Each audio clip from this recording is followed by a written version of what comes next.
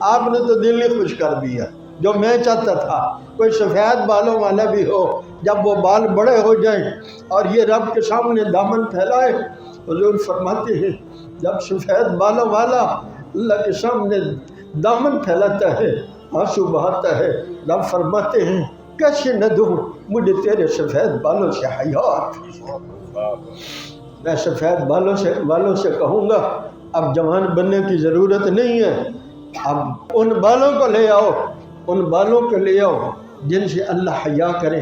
میں کہا کرتا ہوں، سوچتا ہوں جب فرشتوں کو حکم کہے ہمارے کسی جرم پر قبر میں جہنم میں سزا دینے کی، اور وہاں رب حیا نہیں کریں گے، وہاں اللہ حیا نہیں کریں گے۔